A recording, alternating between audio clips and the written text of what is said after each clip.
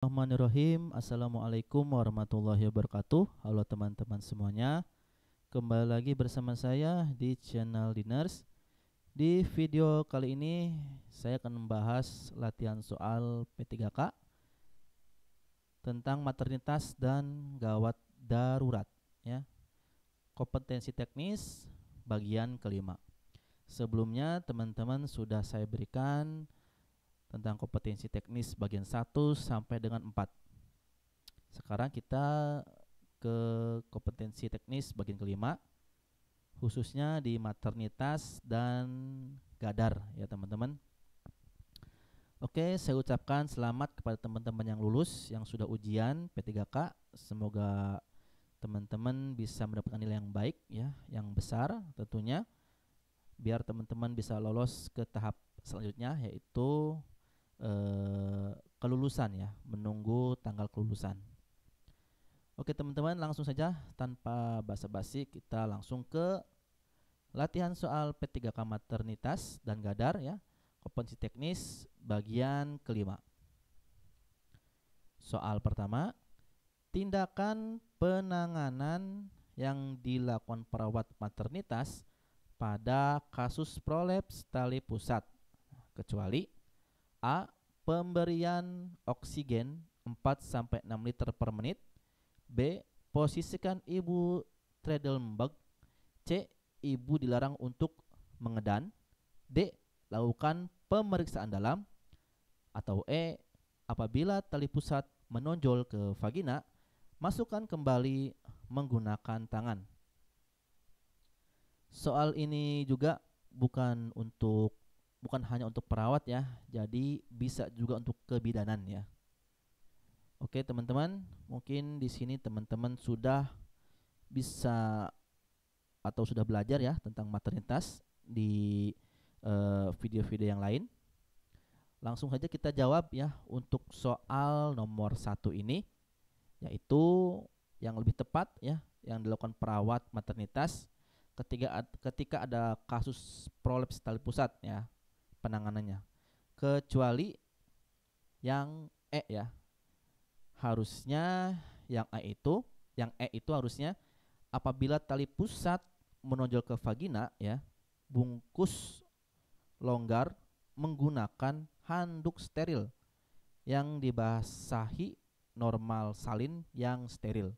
Jadi bukan dimasukkan lagi ke dalam ya menggunakan tangan, itu tidak atau bukan penanganan kasus prolaps tali pusat ya.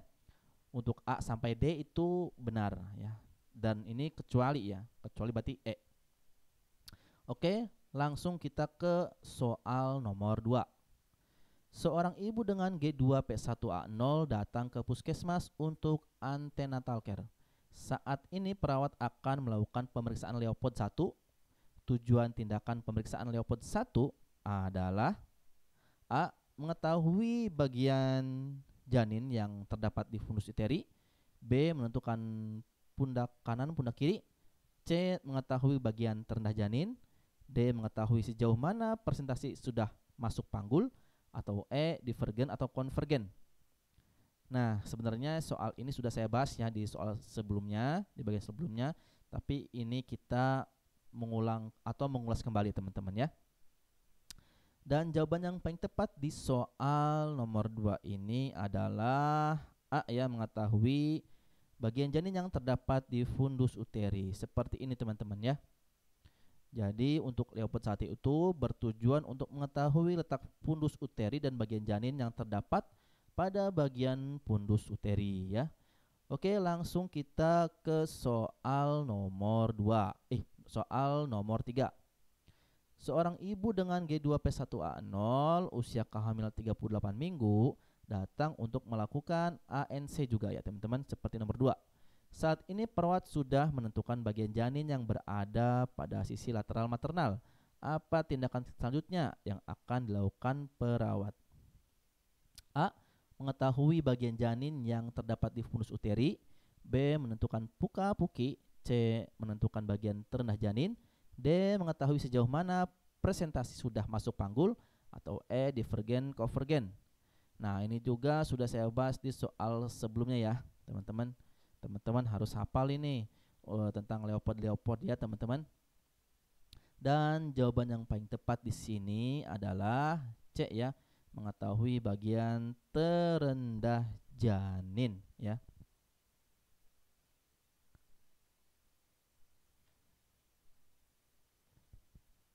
Terendah janin, oke? Sudah teman-teman ya. Mungkin teman-teman ada sanggahan dari soal saya ini, maternitas ini. Bila ada teman-teman yang mau membahasnya bisa di kolom komentar ya. Oke teman-teman, langsung kita ke soal nomor 4. Seorang perawat ditugaskan untuk merawat 5 orang pasien atau klien ya, dan menghabiskan waktunya untuk merawat 1 orang. Di antaranya yang baru kembali dari kamar bedah. Perawat tidak minta asisten atau tidak memonitor klien atau pasien yang lain. Pada siang hari, salah seorang pasiennya turun dari tempat tidur tanpa bantuan dan jatuh dari tempat tidur sehingga lengannya patah atau fraktur. Manakah perilaku perawat yang menggambarkan negligence ya? Teman-teman bisa tahu negligence itu kelalaian ya, teman-teman. Jadi perawat melakukan yang A ya, perawat melakukan asuhan keperawatan kepada 4 orang klien atau pasien. B, perawat tidak mengecek secara teratur klien lain. C, membiarkan klien turun dari tempat tidur. D, menghabiskan sebagian besar waktunya merawat salah seorang klien yang baru kembali dari kamar bedah.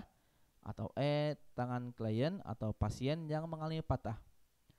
Jadi ini perilaku perawat ya, perilaku perawat yang menggambarkan negligence atau kelalaian. Manakah di antara pilihan A sampai E itu yang merupakan perilaku kelalaian? Dan jawaban yang paling tepat di soal nomor 4 ini adalah B ya, perawat tidak mengecek secara teratur pasien lain ya. Kenapa? Karena perawat ya hanya fokus pada pasien yang baru ya, klien dari kamar bedah ya. Makanya itu disebut negligence atau kelalaian ya, karena perawat tidak mengecek secara teratur pasien yang lainnya, hanya fokus satu perawat saja. Oke, langsung kita ke soal nomor 5. Seorang perempuan umur 30 tahun ya, teman-teman, dilarikan ke IGD rumah sakit karena mengalami kecelakaan lalu lintas. Setelah dilakukan pengkajian, terdapat luka lebam di kaki kanan dan tidak ada tanda dislokasi tulang atau fraktur tulang ya, atau fraktur. Apakah tindakan yang dilakukan oleh perawat tersebut? A, kompres dingin. B, elevasi kaki kanan dengan 2 bantal. C, memasang bidai. D, elevasi kepala dengan 2 bantal. E, kolaborasi pemberian obat anti nyeri. Jadi si pasien keluhannya lebam di kaki kanan karena mengalami KLL ya teman-teman, tapi tidak adanya dislokasi atau fraktur. Apakah tindakan yang dilakukan perawat? Yang lebih tepatnya di jawaban soal nomor 5 ini adalah yang B ya, elevasi kaki kanan dengan 2 bantal ya, pada saat mungkin ya beristirahat atau duduk. Kenapa? Agar aliran darah berkurang pada bagian yang bengkak ya. Lebam itu bengkak ya, dan tidak menyebabkan bengkak semakin membesar. Kalau kolaborasi itu mungkin terakhir ya teman-teman, karena memang untuk kolaborasi dengan dokter ya khususnya. Kalau elevasi kepala bukan yang ditanyakan ya kan. Memasang bidai juga tidak ada fraktur ya. Jadi jawaban yang paling tepat adalah B ya, elevasi kaki kanan dengan 2 bantal. Oke teman-teman, mungkin cukup sekian dari saya, hanya 5 soal, tapi semoga bisa memberikan wawasan buat teman-teman yang akan melakukan tes ya, khususnya kompetensi teknis di perawat, maternitas dan gawat darurat ya. Jangan lupa klik like, share, comment, and subscribe tentunya ya di Nurse. Terima kasih. Assalamualaikum warahmatullahi wabarakatuh.